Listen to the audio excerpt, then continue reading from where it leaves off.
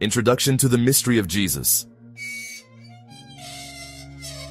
Avant que le monde ne le connaisse sous le nom de Jésus, avant que l'étoile de Bethléem ne scintille dans la nuit, avant que Marie ne ressente le frisson divin d'une grossesse miraculeuse, qui était-il vraiment?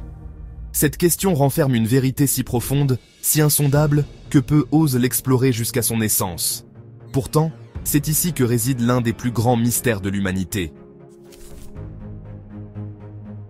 Dans l'évangile de Jean, les premières paroles résonnent comme un éclair traversant les ténèbres. Au commencement était la parole, et la parole était avec Dieu, et la parole était Dieu. Jean 1, 1.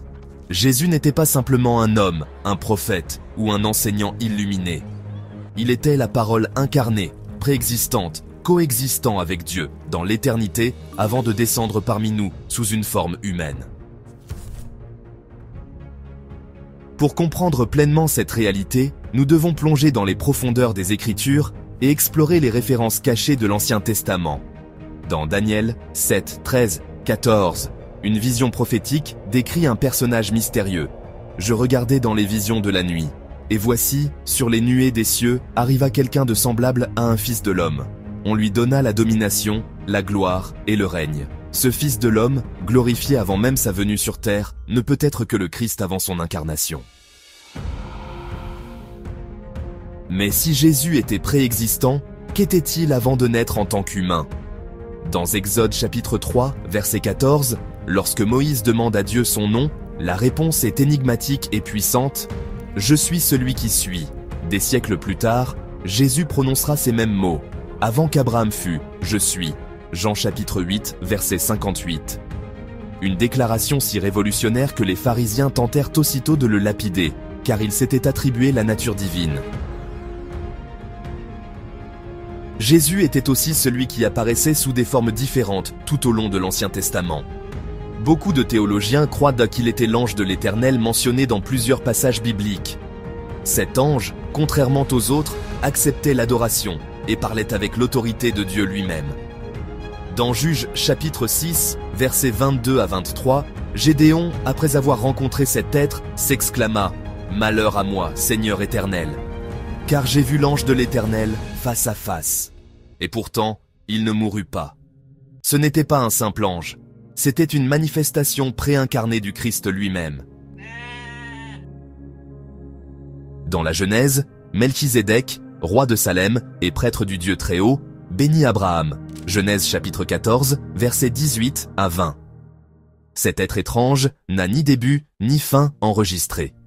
Dans Hébreux chapitre 7, verset 3, il est dit qu'il était sans père, sans mère, sans généalogie, n'ayant ni commencement de jour ni fin de vie, mais rendu semblable au Fils de Dieu. Encore une énigme, encore une preuve que Jésus existait, avant de naître sous la forme d'un nourrisson, dans une crèche. Pourquoi est-ce si crucial de comprendre cela? Parce que cela change tout. Si Jésus était seulement un homme, alors son sacrifice sur la croix n'aurait été qu'un acte noble, mais insuffisant. Mais s'il était Dieu fait chair, alors son sacrifice devient un miracle insondable, une rédemption offerte par le Créateur lui-même. Jésus a choisi l'humilité, il a choisi de revêter la condition humaine pour nous racheter. Mais il n'a jamais cessé d'être ce qu'il était dès le commencement, le Verbe éternel, la sagesse incarnée, l'alpha et l'oméga. Alors, aujourd'hui, alors que le monde tente de le dépeindre comme un simple enseignant ou un personnage historique, rappelle-toi qui il était vraiment. Rappelle-toi qu'avant Bethléem, avant Nazareth, avant Golgotha, il régnait déjà. Il ne fut jamais un simple homme. Il était, est et sera toujours le Seigneur des Seigneurs, le Roi des Rois. Et aujourd'hui encore, il attend que nous reconnaissions cette vérité, non pas comme une simple connaissance intellectuelle, mais comme une révélation transformante qui change nos vies et renouvelle notre foi.